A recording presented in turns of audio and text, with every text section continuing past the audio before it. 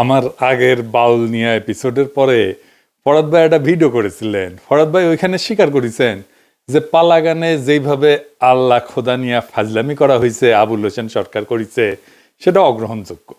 আমি ফরাদ ভাইয়ের সাথে এই ডায়ালগের রাস্তাটা খোলা রাখতে চাই, যদিও অনেকে বলছে যে এটা আপনার করা উচিত না, কিন্তু এটা আমি করতে চাই এই কারণেই যে এইখান থেকে একটা সমাধানের রাস্তা আসতে পারে।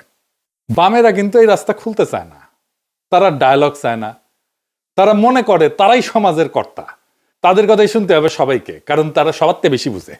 যাই হোক, আমরা ফরাদ ভাইয়ের যুক্তিগুলো আগে শুনি, তারপরে ওইটা নিয়ে আমরা একে একে আলাপটা করবো আর কি। প্রথমত ধরুন আবুল সরকার এটা একটা পালা, এবং পালার মধ্যে এই ধরনের আমাদের ব্যবহার দীর্ঘকাল ধরে ছিল। এখন যদি কোনো আমাদের দেশের যে পরিবর্তনটা ঘটেছে, যে বিশেষত আপনার বাঙালি জাতিবাদী ফ্যাসিস্ট শক্তির পতনের পরে স্বভাবতই আমি দীর্ঘদিন ধরে বলে আসছি, এর বিপরীতে ধর্মবাদী ফ্যাসিস্ট শক্তি উত্থান ঘটবে। এটা তো খুব স্বাভাবিক ব্যাপার।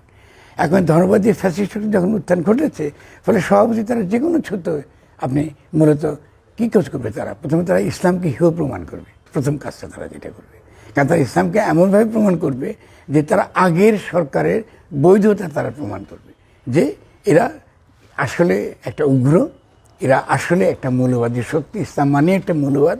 ফলে এই পরিস্থিতিটা তারা কিন্তু তৈরি করবে, তৈরি করার মধ্য দিয়ে তারা বাংলাদেশকে আঞ্চলিকভাবে এবং আন্তরিকভাবে একটা অত্যন্ত বিপদের দিকে আমাদের ঠেলে দেবে। আমি ইতিমধ্যে পিনাকি নিশ্চয় খেয়াল করেছে যে আমাদের বর্তমান সরকার কিন্তু যে আমাদের যে প্রত্যাশা, সেই প্রত্যাশা পূরণ করতে পারেননি। অনেকগুলো আপনার ইস্যু রয়েছে। শুনেছেন তো, ফরাদ ভাই বলতেছেন হাসিনা পতনের পরে ধর্মবাদীদের উত্থান ঘটছে এবং এটা স্বাভাবিক। তারা যে কোনো সুতায় দুইটা কাজ করবে। প্রথমে তারা ইসলামকে হেয় প্রমাণ করবে, এমন ভাবে হেয় করবে যেন আগের সরকার যা যা বলতো ইসলাম সম্পর্কে সেটাই সত্য বলে মনে হবে, আর আঞ্চলিকভাবে এবং আন্তর্জাতিকভাবে আমাদেরকে বিপদের মুখে ঠেলে দেবে। এরপরের কথাটা শুনেন। তিনি ঠিক পুরো কথাটা এক্স্যাক্টলি যে ভাষা তিনি ব্যবহার করেন সেই ভাষাটাই তিনি বলেছেন, এবং তিনি নিঃসন্দেহে তিনি বুঝতে পেরেছেন এটা সঠিক হয়নি, এই ভাষা ব্যবহারটার মধ্যে ভুল ছিল। কিন্তু পালাগানে আমাদের বাংলাদেশে এর আগে কিন্তু এরকম ভাষা ব্যবহার করতেন পালা, কিন্তু এটা কিন্তু তিনি অভিনয় করছেন।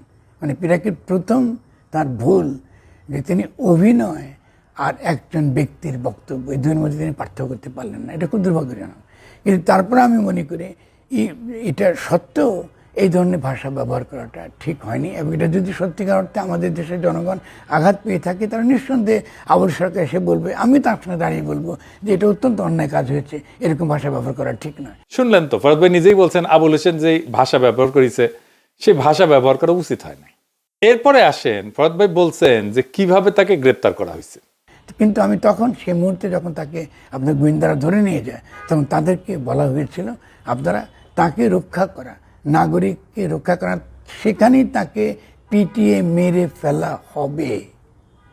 পিনাকি একটু খেয়াল করেন, বাংলাদেশে যে কোনো নাগরিকদের আপনি তার এই ভুলের জন্য, আল্লাহ ক্ষমা করে ভুলের জন্য, তার জন্যে একটা শক্তি, একটা চরম উগ্রবাদী শক্তি যার সঙ্গে ইসলামী কোনো সম্পর্ক নেই, এরা তাকে পিটিয়ে মারতে গিয়েছে। ফলে গোয়েন্দারা তাকে সেখান থেকে যখন রক্ষা করে নিয়ে যাচ্ছিল, তখন আমাকে আবুল সরকার আমাকে ফোন করে অল্প সময়ের জন্য কথা বলতে পেরেছেন। আমি গোয়েন্দাদের বলেছি আপনারা ঠিক কাজ করেছেন, আপনি তাকে ধরে নিয়ে যাচ্ছেন এবং তাকে রক্ষা করবেন, এবং ইতিমধ্যে আমরা আবুল সরকারের সঙ্গে কথা বলব। শুনছেন, উনি বলতেছেন যে তাকে পিটায় মারতে গেছিল একদল লোক, তাদের হাত থেকে উদ্ধার করছে গোয়েন্দারা। আর ফরাদ ভাই মনে করতেছেন যে গোয়েন্দারা তাকে গ্রেপ্তার করে ভালো কাজ করছে, তাই না? তাতে তার জীবনটা রক্ষা পেয়েছে। তো ফরাদ ভাই বলতেছে যে পুলিশ চাপে পড়ে মামলা দিচ্ছে। শুনেন, কিন্তু কথাটা খেয়াল করেন, আপনি তারা নিয়ে এসে ওই সে শক্তির চাপে পড়ে তারা তার বিরুদ্ধে মামলা দিয়েছে। আপনি যখন মামলা দিয়েছেন তারপরেও কিন্তু পিনাকি আমি কিন্তু চুপ ছিলাম, কারণ আপনার জানা উচিত ছিল আমি এখানে কি করছি। আমি তো একটা বিবেকহীন মানুষ নই, ফলে আমরা তার পক্ষে আমি কোনো মন্তব্য করিনি। কারণ আমি মনে করি প্রথমত প্রশাসন এটা ভুল করেছে, ফলে প্রশাসনের সঙ্গে আমার সরাসরি কথা হয়েছে আইজিপির সঙ্গে, যে আপনারা কেন এর বিরুদ্ধে মামলা দিলেন, কারণ আপনারা তো আমাদেরকে কথা দিয়েছেন যে নাগরিকদের আপনি রক্ষা করছেন, তার যে অধিকার সেই অধিকার তো আপনি ক্ষুণ্ণ করতে পারবেন না, তাহলে মামলা দেবে তো দরকার ছিল না। প্রশাসনের সাথে ফরাদ ভাই নাকি কথা বলছেন যে কেন তারা মামলা দিল। না ফরাদ ভাই, আমি বিনয়ের সাথে বলতেছি মামলা পুলিশ দেয় নাই। ধর্ম অবমাননা, কটূক্তি এবং দাঙ্গা উস্কা দেওয়ার অভিযোগে মামলা দিছে ঘিওর বন্দর মসজিদের ইমাম মোহাম্মদ আব্দুল্লাহ, বিবিসি বলছে। এইবার আসেন পরের বিষয়টা দেখি।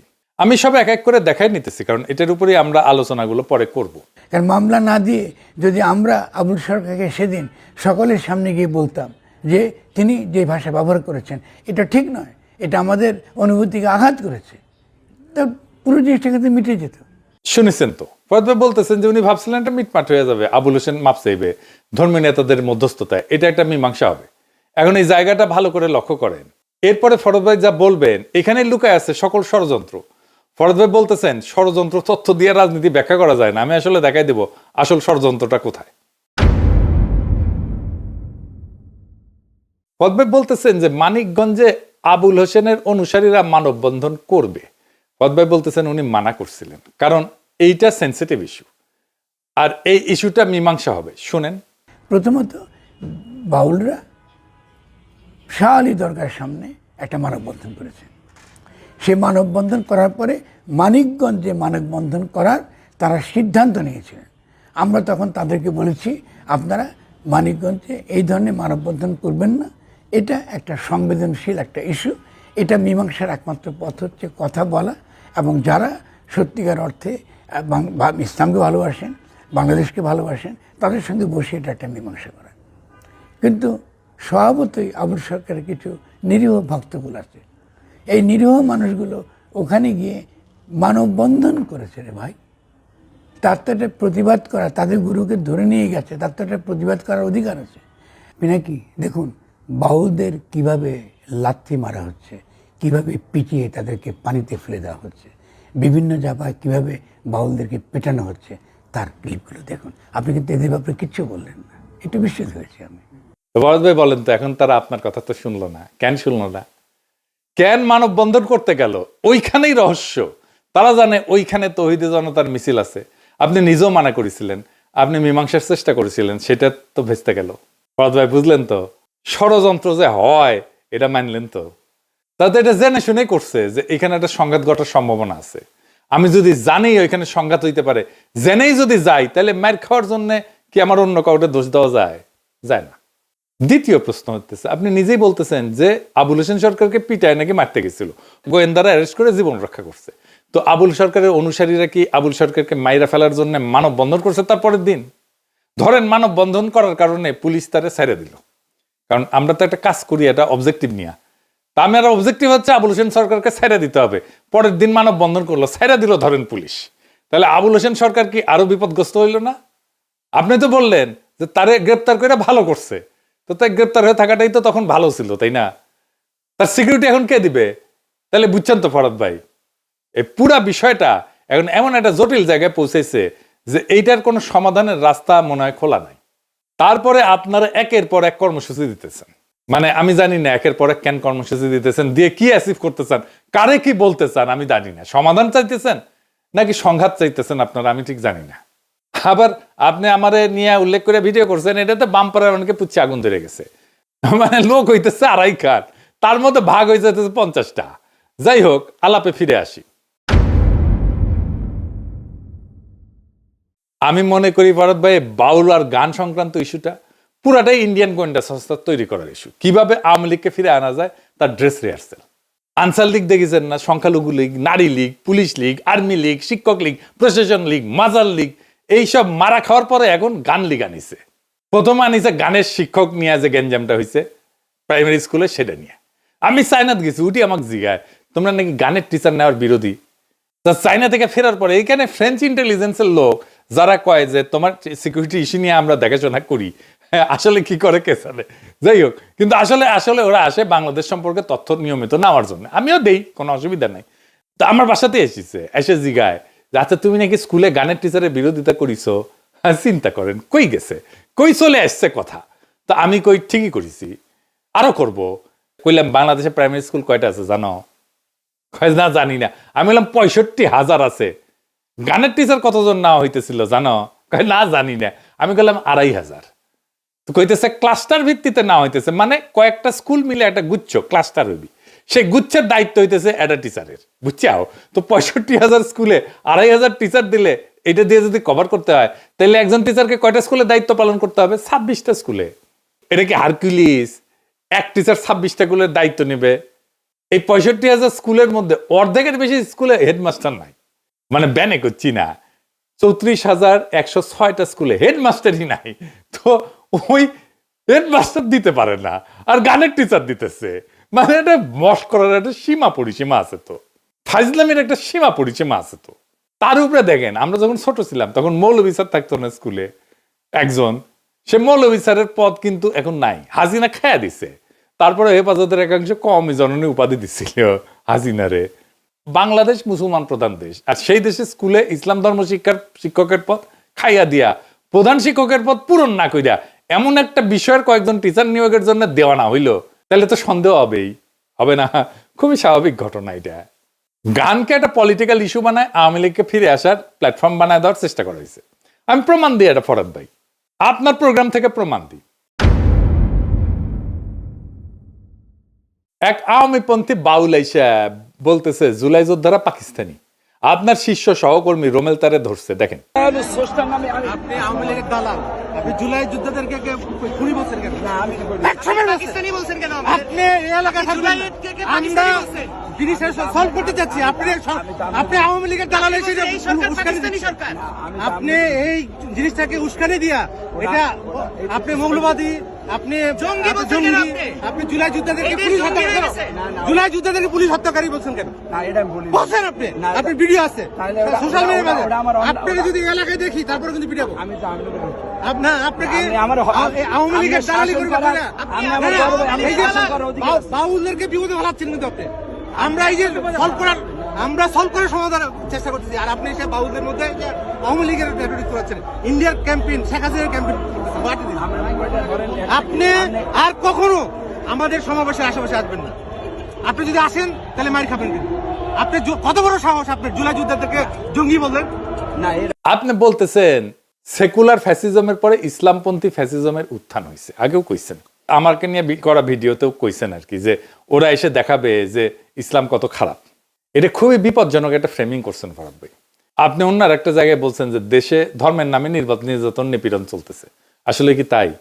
বাংলাদেশ যে অস্থির সময় পার করতেছে সেটা দুইটা কারণ হইতেছে। বিএনপির বেপরোয়া নেতাকর্মীরা খুনাখুনিতে লিপ্ত হয়েছে, চাঁদাবাজিতে লিপ্ত হয়েছে, একে অপরকে মারতেছে, এমনকি রাজনৈতিক প্রতিপক্ষের উপরে ঝাঁপায় পড়তেছে, ঠিক কিনা বলেন? আর দুই নম্বর হইতেছে ইন্টারিম সরকার অপদার্থ। আপনার এই কথাটাই আবার প্রতিধ্বনি করছে আনু মোহাম্মদ, জানু মোহাম্মদ। এই যে শুনেন, এই ধর্মীয় ফ্যাসিবাদী গোষ্ঠীর আমরা উত্থান দেখতে পাচ্ছি বাংলাদেশে। এই যে না গোষ্ঠী বা এই ধর্মীয় ফ্যাসিবাদী গোষ্ঠী, এটা হচ্ছে বলা যায় যে গণ অভ্যুত্থানের পুরো উল্টো যাত্রা। আসলে বাংলাদেশের রাজনীতির ইতিহাসে 54 বছরে বিভিন্ন রাজনৈতিক দল এই ধর্মীয় গোষ্ঠীগুলিকে নানানভাবে ব্যবহার করার চেষ্টা করতে গিয়ে আজকের এই পরিস্থিতিটা তৈরি হয়। আপনি পানিতে ফেলার যে ভিডিও দেখাইছেন, চর থাপ্পড় মারছে কয়েকজনকে, চর থাপ্পড় দিলে যদি ফ্যাসিস্ট বলে ত্যাগায় দেন তাহলে তো মুশকিল ফরাদ ভাই। যারে পানিতে ফেলিছে তারে পানিতে কিন্তু ওরা ফেলেও নাই, ওই নিজেই পানির ঝেপে পড়িছে, দুই হাজার চর থাপ্পড় খেয়ে, তারপরে সাঁতার কেটে ওই পারে গেছে। আপনি তো মানা করছেন মানববন্ধন করতে, তারপরে জেদ কইটা করিছে। এতই হেদম তো বুঝে নাই যে মের খেতে পারে। পুলিশ কার্যকর হইলে ওইখানে 144 ধারা দিত, দিলে এটা হইতো না। পুলিশে বলেন যে 144 ধারা কেন দিল না? আপনি এখন কইতে পারেন ওদের কি কথা বলার অধিকার নাই, ওরা কি কথা বলতে পারবে না, একটা মানববন্ধনও করতে পারবে না, ওরা তো শান্তিপূর্ণ কর্মসূচি করতেছিল। হ্যাঁ, তাহলে আপনি কেন নিষেধ করেছিলেন বলেন? আপনি তো নিষেধ করেছিলেন, তাই না? এটা করার জন্য নিষেধ করেছিলেন না, তাই আপনি কেন নিষেধ করেছিলেন? শোনান এডিটর সাহেব, ওই অংশটা আবার শোনান। শাহ আলী দরগার সামনে একটা মানববন্ধন করেছে। সে মানববন্ধন করার পরে মানিকগঞ্জে মানববন্ধন করার তারা সিদ্ধান্ত নিয়েছিলেন। আমরা তখন তাদেরকে বলেছি আপনারা মানিকগঞ্জে এই ধরনের মানববন্ধন করবেন না, এটা একটা সংবেদনশীল একটা ইস্যু। তার মানে আপনার মনে শঙ্কা ছিল তো যে কোনো রাজনৈতিক কর্মসূচিতে কোনো না কোনো মাত্রার ঝুঁকি থাকে। এই ঝুঁকি নিব নাকি নিব না সেটা সচেতন সিদ্ধান্ত। দেশের মানুষ ফুসতেছে আল্লাহ খোদার অপমানে, যার কথায় অপমান হয়েছে তার মুক্তির জন্য মানববন্ধন করতে গেছে, এটা তো উস্কানি দেওয়ার জন্য করছে, যেন পরে সেন্সেশন সৃষ্টি করতে পারে। এই মরিয়া চেষ্টার জন্য সন্দেহ হয় যে ইন্টেনশন কি, মনে হয় এর মধ্যে ষড়যন্ত্র আছে। কোনো ঘটনা ঘটার পরের 72 ঘন্টা হইতেছে হাইলি সেন্সিটিভ টাইম, পরিস্থিতিকে সামাল দিতে হয় ওই সময়। এই টাইমে ঠান্ডা করতে হয় সবকিছু। এই টাইমের মধ্যেই মানববন্ধন করা হয়েছে, এটা যাই নাই করা হয়েছে। আপনারা একের পর এক কর্মসূচি দিতেছেন, যে পরিস্থিতি আরো খারাপ হইতে পারে এটা সবাই জানে। এইটাতে বলে কুলিং অফ পিরিয়ড, এই যে 72 ঘন্টা বা black out window, D escalation period, যেটাকে বলা হয় উত্তেজনা ছড়ানোর আগে মানুষের আবেগকে ঠান্ডা করার বাধ্যতামূলক সময়। এইটার মধ্যে আপনারা একের পর এক কর্মসূচি দিয়ে গেছেন, একের পর এক, যেন পরিস্থিতি ঠান্ডা না হয়। আমি যদি স্বরাষ্ট্রমন্ত্রী হইতাম, ওই বাউলদের সব কয়টারে যারা মানববন্ধন করতে গেছিল প্যাকেট করে জানতে চাইতাম যে তাদের ওইখানে মানববন্ধন করার জন্য উস্কাইছে কে পাঠাইছে, কে অর্গানাইজ করছে, সব বাইরে হয়ে যেত।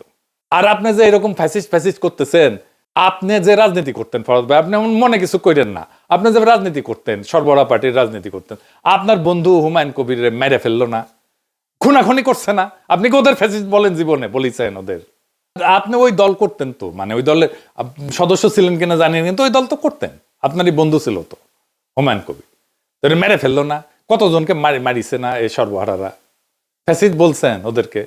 আর যে প্রতিবাদ সমাবেশে হামলা হইতেছে, তারা কি আসলে ইসলামপন্থী আপনি জানেন? তার মধ্যে কারা আছে আমি দেখাইতেছি, এটা প্রমাণ দেখাইতেছি, দেখেন। এই যে জুলাই মঞ্চের আহ্বায়ক আরিফরে নিয়ে আমার ক্ষুদ্র ভ্রাতা মনোহর পাটোয়ারি লিখিছে, উঠি থেকে কইতেছি, এটা সাহেব আগে তো মনোহর পাটোয়ারির পেজটা ভালো করে দেখান তো, কচু খিতিরা ওর পেজ মোবাইল সব খাইয়া দিছে, ওরে ফলো করেন, গুরুত্বপূর্ণ লেখালেখি পাবেন। ওই করছে, মনোহর করছে যে আরিফ ডান ঘরানার ছাত্র দল ছিল, ও যখন ওইখানে ছিল আর কি, বাংলাদেশে ছিল, ও এখন প্যারিসে থাকে। তো 2013 সালের কথা কইতেছে, চাঁদপুরের ছেলে, ছাত্র দলের মিছিলে রেগুলার যাইতো নাকি।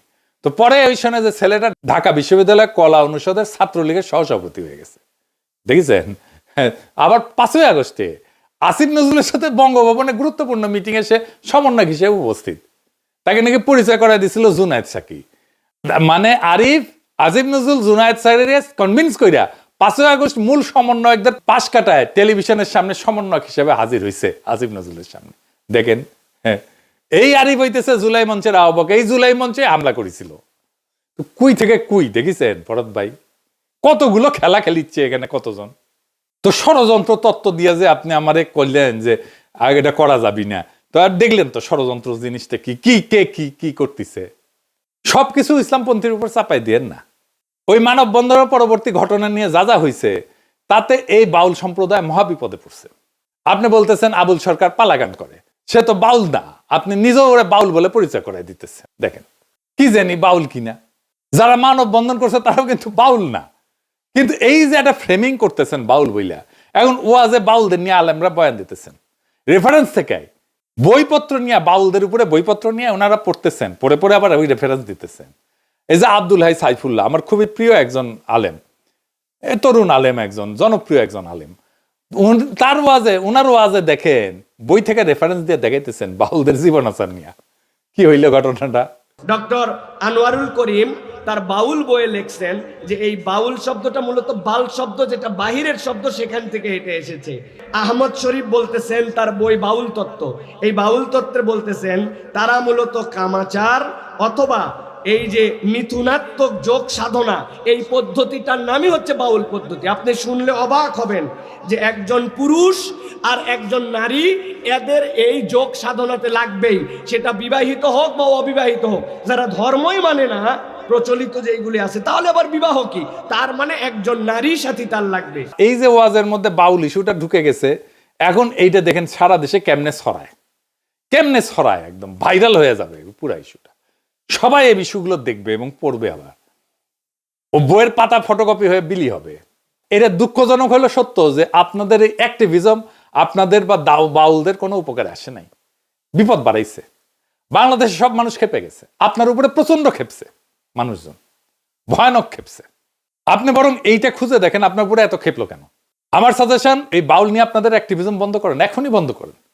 পরিস্থিতি নাগালের বাইরে চলে যেতে পারে। কিন্তু আপনি নিজেই বলছেন বাউলদের উপরে হামলার মধ্যে দিয়ে বাংলাদেশে গৃহযুদ্ধ বাঁধানোর পায়তারা হইতেছে, আপনি বলেছেন। তথাকথিত ধর্মবাদী ফ্যাসিস্ট শক্তি আমাদেরকে অস্থির করতে চাইছে এবং আগামী নির্বাচনের সুযোগে বাংলাদেশে একটা গৃহযুদ্ধ লাগাবার পায়তারা করছে, এদের তো আমরা বুঝতে পারছি। তো এইটা লিঙ্ক হতে যে আবার পাইলাম যে নির্বাচনের কথা বলতেছে, তারা নাকি আবার গৃহযুদ্ধের কথা বলতেছে।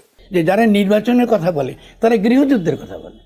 তাহলে বাংলাদেশে আগামী দিনে অস্থিতিশীলতা এবং গৃহযুদ্ধ বাঁধাবার পরিকল্পনার জন্য তারা এটা করে। দেশ কি এখন গৃহযুদ্ধের দিকে এগুচ্ছে? এখন তো আছে সামনে ফেব্রুয়ারিতে নির্বাচনের কথা বলা ডেফিনেটলি হচ্ছে। গৃহযুদ্ধ। সবগুলো দল, আপনি তো এক্সক্লুড করেছেন জনগণ, তো গৃহযুদ্ধ আমাদের কি হবে? তারা তো জনগণের কাছেই ভোট চাইতে যাচ্ছে। না না, ভোট তো জনগণ আপনাকে বলেন। আপনার যেহেতু ক্ষমতা আছে, আপনি সে ক্ষমতাটা ব্যবহার করছেন, সেনাবাহিনী অস্ত্র দিয়ে আপনি বলতেছেন জনগণকে যে নির্বাচনে যেতে হবে। কিন্তু জনগণকে তো জিজ্ঞাসা করেন না যে আপনি নির্বাচন করবেন কি করবেন না। যদি আপনি গণভোটই করতে চাইতেন তাহলে বলতেই চাইতেন যে আপনাকে নির্বাচন চান আর নতুন গঠনতন্ত্র চান। আপনি তা তো করছেন না, আপনি সমস্ত কিছু করছেন জনগণের বিরুদ্ধে। তো তারপরে আপনি কি গৃহযুদ্ধ আপনাদের কি হবে? ঠিক আছে, আমি তো আওলাই গেলাম ফরহাদ ভাই। যাই হোক, আপনি বলছেন যে আব্বাসী হুজুর আপনারে হত্যার হুমকি দিছে। এই এনাতুল্লাহ আব্বাসী আমাকে হত্যা করবেন, আমার দাড়ি চেটে ফেলবেন, আমাকে পিটিয়ে দেশ থেকে তাড়িয়ে ফেলবেন। আল্লাহর শানে এত বড় বেয়াদবি, তাকে তো প্রকাশ্যে তাকে করা জায়েজ, ভণ্ড বাউলকে। অথচ হুমকি দিচ্ছে নাস্তিকরা, বামরা আর কথিত ভণ্ড বুদ্ধিজীবী ফরহাদ মজহার, তাকে ছাড়তে হবে। ভণ্ড বুদ্ধিজীবী ফরহাদ মজহার, তৌহিদি জনতা তোমাকেও রাজপথে পেলে কোদাল দিয়া দাড়িগুলো চাইছা জুতা পেটা করে বাংলাদেশ থেকে বের করে দিবে তোমাকে। কুখ্যাত গালেব আর ফরহাদ মজহারকে ইউনূস সরকার আপনি যদি প্রশ্রয় দেন, আপনাকে ক্ষমতা ছেড়ে বাংলাদেশ থেকে বেয়াদবি করে যারা নাস্তিকদের মতে, সেটা যদি বাক স্বাধীনতা হয় তাদের কল্লা কেটে দিবে, তা আমাদের হাতে স্বাধীনতা। কাউরে হত্যার হুমকি দেওয়াটাই একটা অপরাধ। যাই হোক, আপনি বলছেন যে আব্বাসী হুজুর আপনারা হত্যার হুমকি দিচ্ছে। দেখেন, মির্জা ফখরুল তো আপনার পক্ষে বিবৃতি দিচ্ছে, তাই না? শুনেন। আমি মনে করি বাউলদের উপর হামলা এটা একটা ন্যাক্কারজনক ঘটনা। আমরা এর তীব্র নিন্দা জানাই।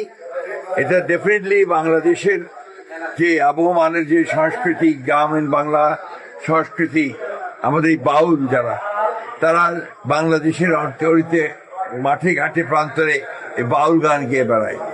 তাদের উপরে হামলাটা এটা একটা উগ্র ধর্মান্ধদের হামলা বলে আমি মনে করি, এবং এটা সঠিক নয়। এই ধরনের হিংসা, প্রতিহিংসার আপনার পথ বেছে নেওয়া কারোর জন্য শোভনীয় নয়। আমরা অবশ্যই এটার আপনার সুষ্ঠু তদন্ত দাবি করি এবং নিরসন দাবি করি। ধর্মান্ধ খুইয়া তো বিবৃতি দিল, কইলে ছিলেন তো। উনার দলের স্থায়ী কমিটির সদস্য মির্জা আব্বাস তো আব্বাসী হুজুরের সাথে ওয়াজের মঞ্চে কথা বলেন। দেখেন, ওনারা বলেন ওনাদেরকে ভোট দিলে জান্নাতে যাবেন, না দিলে জাহান্নামে হবেন। আমি বুঝতে পারি না, যদি ওনাকে ভোট দিলে জাহান্নামের ফয়সালা হয়ে যায়, তাহলে আমাদের নামাজ, রোজা, কোরবানি কিংবা অন্যান্য ধর্মীয় কাজ করার প্রয়োজনটা কি? মিলে গেছে, আব্বাস আর আব্বাসী হুজুর নামে নামে মিল আছে, দেখেছেন তো। বিএনপি রে বলেন যে এটা আমারে বলে লাভ আছে, ও আব্বাসী হুজুরের সাথে আমার কোনো যোগাযোগ নাই। অনেক আলেমের সাথে যোগাযোগ আছে, কথাবার্তা হয়, কিন্তু ওনার সাথে যে কারণে হোক আমার এতদিন পর্যন্ত কোনো কথা হয়নি, কোনো যোগাযোগ হয়নি। যাই হোক, এবার আসেন সমাধানের রাস্তা খুঁজি। বাউল সম্প্রদায়ের একটা নিজস্ব সাধন পদ্ধতি আছে, জীবন আচার আছে। তারা প্রচলিত ধর্ম আচারের বাইরে থাকে। বাউলরা প্রচলিত ধর্মীয় কায়দা কানুন এরা মানে না। কথা তো সত্য নাকি? আলেমরা কিন্তু বাউলদের আলাদা ধর্ম হিসেবে মাইনে নিতে রাজি আছে, যদি তারা আলাদা ধর্ম হয়। কাদিয়ানি সম্পর্কে যে আপত্তি, সেই জায়গায় এসে দাঁড়াইতেছে কিন্তু তাদের বাউল নিয়ে আপত্তি। জানেন, এটা দাঁড়াইবে, এটা আপনারা যত অ্যাক্টিভিজম করবেন এটা এই জায়গায় এসে দাঁড়াবে। আলেমরা বাউলকে ধর্ম হিসেবে আলাদা করতে চায়, কিন্তু বাউলরা নিজেদের ধর্মীয় পরিচয় এটা ছাড়তে চায় না। ফলে ধর্ম আঘাত বরং আধ্যাত্মিক স্বাধীনতা, এই দুইয়ের মধ্যে সংঘাত তৈরি হয়। এইটা বাংলাদেশের লোক সংস্কৃতি এবং ধর্মীয় বাস্তবতার মধ্যে সবচেয়ে কঠিন প্যারাডক্স। আপনাকে একজন সোশ্যাল সায়েন্টিস্ট হিসাবে, অ্যাক্টিভিস্ট হিসাবে, রাজনীতিবিদ হিসাবে, দার্শনিক হিসাবে এইটার সলিউশন খুঁজে বের করতে হবে। বাউলরা নিজেরা নিজেদেরকে ধর্ম বলে মনে করে না, কিন্তু ধর্মীয় পরিচয় বজায় রেখে ভিন্ন আধ্যাত্মিকতা চর্চা করে। এইটা ইসলামিক চিন্তার কাছে সন্দেহজনক মনে হয়। এই সমস্যার বাস্তবসম্মত সমাধান কি? দেখেন, ব্যক্তির অপরাধ বরং ঐতিহ্যের দায়, এটা স্পষ্ট রাজনৈতিক লাইন আলাদা করতে হবে। এখানে ন্যারেটিভ লাইনটা কি হবে? যে আল্লাহকে গাল দেয় সে বাউল না, সে অপরাধী। অপরাধীর বিচার হবে, কিন্তু তার নামে আমরা বাংলার একটা ঐতিহ্যকে ফাঁসিতে ঝুলাবো না। এই তো, এটা পরিষ্কার করে বলতে হবে যে এই ব্যক্তির এই কথাগুলো আমরা ধর্মের অপমান বলে মনে করি। আপনি এটা তার পাশে বলতে পারেন এই কথার দায় পুরো বাউল সমাজের না, কিন্তু আপনি উল্টা করতেছেন। তো আপনি বলতেছেন যে না, সে ধর্ম অপমান করনি, না আপনি বলতেছেন না এটা অভিনয় করছে, পালা গানে এইসব থাকে। তো আপনি তো বাংলাদেশের সাধারণ মুসলমান জনতার কাছে মেসেজ দিতে হবে যে বাংলাদেশের সাধারণ মুসলমানের ইমানকে হালকাভাবে নেননি। আবার একই সাথে কালচারাল ক্লিনজিংও করা হইতেছে না, এইটা প্রথম কুলিং, আপনারা এটা করেন নাই। 2 নাম্বার হইতেছে তওবা এবং তাফসির প্রক্রিয়া। গালমন্দকে আইসোলেটেড কেস বানানো, এখানে কনসেপ্টটা খুব গুরুত্বপূর্ণ। যেমন ধরেন কেউ অপমানজনক কথা বলল, সঙ্গে সঙ্গে 3 থেকে 7 দিনের মধ্যে একটা ফর্মাল প্রক্রিয়া চালু করতে হবে। এইটা যে ব্যক্তি কি স্বীকার করছে যে বাড়াবাড়ি হয়েছে, কি কনটেক্সটে বলছে, সে কি প্রত্যাহার এবং ক্ষমা চাইতে প্রস্তুত। যদি ব্যক্তি বলে যে আমি ভুল করছি, কথা প্রত্যাহার করতেছি, আমি তওবা করতে চাই, আল্লাহ খোদার কোনো অবমাননা আমার উদ্দেশ্য ছিল না, তাইলে প্রবলেমটা সলভ হয়ে গেল। কিন্তু যদি সে একগুয়া থাকে যে আমি ইচ্ছা করে বলছি, আরো বলবো, তখন তো তাকে ফ্রি আর্টিস্ট বলা যায় না, তাকে আইনগত অপরাধী হিসেবে ট্রিট করতে হবে। তো এবং এই মডেলের রাজনৈতিক ভাষা হইতে পারে যে তওবার দরজা খোলা, কিন্তু তামাশার সুযোগ নাই। এটাই তো ইসলামেরও কথা। যখন কেউ আল্লাহ খোদা নিয়ে বাজে কথা বলে, মানুষ খেপবে, এটা খুবই স্বাভাবিক, এটাই বাস্তব। এটাকে শুধু আবেগহীন ভাষায় শান্ত করা যাবে না। সেইখানে ফরহাদ ভাই আপনার যেটা করার দরকার ছিল, প্রথমে আপনার ব্যবহার করা উচিত ছিল একটা ইমানি ভাষা। আপনাকে বলতে হইতো আমরা পরিষ্কার ভাষায় বলতেছি আল্লাহ রসুলের অপমান আমাদের কাছে বরদাস্তযোগ্য না, যারাই করছে ভুল করছে, আমরা তার বিরুদ্ধে স্পষ্ট অবস্থান নিতেছি। এই কথাটা বলাটা জরুরি। এইটা আপনার রাজনৈতিক পুঁজি না, এটা মুসলিম জনগণের প্রতি ন্যূনতম সম্মান। এই প্রত্যাশা তো আপনার কাছে সবাই করতেই পারে। দ্বিতীয়ত, আপনি একটা আইনগত ভাষা ব্যবহার করতে পারতেন, সাথে সাথে আপনি মেসেজ দিতে পারতেন ধর্মকে যদি সত্যিই সম্মান করেন তাহলে আইনকে সুযোগ দেন তার পথে যাইতে। এই দ্বৈত লাইনটাই কাজের লাইন হইতো। তাইলে পলিটিক্যাল ক্লেম আপনার কি হবে, যে আপনাকে স্বীকার করতে হবে যে কিছু ব্যক্তি আল্লাহ খোদা বিষয়ে অপমানজনক কথা বলছে, এটা ভুল, এটা নিন্দাযোগ্য, এটা আপনি বলছেন। কিন্তু আপনি আমার সাথে ভিডিওতে যেটা বলছেন সেটা কিন্তু স্টেজে যায় বলতেছেন না। 2 নাম্বার হইতেছে যে আপনাকে আলাদা করতে হবে যে ব্যক্তি ভুল করছে, কোনো ঐতিহ্য ভুল করে নাই। আর প্রস্তাব দিতে হবে যে আপনি ব্যাখ্যা করবেন, দরকার হলে তওবা করবে, আইনগত বিচার হবে, সামাজিক একটা চার্টার থাকবে, একই সাথে এটা চালু হবে। আর আপনাকে ভবিষ্যতের গ্যারান্টি দিতে হবে যে ধর্ম নিয়ে গালি দিলে তুমি আর স্রষ্টাকে খোঁজা সাধক না, তুমি আইন ভাঙা অপরাধী। আল্লাহকে গালি দেওয়া সে বাউল না, হইতেই পারে না, এটা বেয়াদবি। এই বেয়াদবির বিচার হবে। কিন্তু এই অজুহাতে আমরা একটা সংঘাতের রাস্তা খুলে দেব না। অপরাধীকে শাস্তি দেবে আদালত, ঐতিহ্যকে না। আপনাকে খুবই স্পষ্ট করে বলতে হবে যে আল্লাহ রসুলের অপমান আমি মানি না, মানার প্রশ্নই ওঠে না। কিন্তু ইসলাম যেন কখনো এই গণহিংসার পুঁজি না হয়, এটাও ইমানের অংশ বলে আমি মনে করি। এটা আপনাকে বলতে হইতো। এইটুকু বললে সব সমস্যার সমাধান হয়ে যেত সহজে। আশা করি ফরহাদ ভাই আমি আমার প্রস্তাবটা বুঝাইতে পারছি।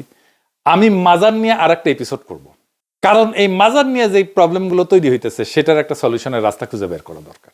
এই গুরুত্বপূর্ণ ইস্যুগুলা সামাজিক বিতর্ক দিয়ে ফয়সালা করতে হবে, আর কোনো রাস্তা নাই।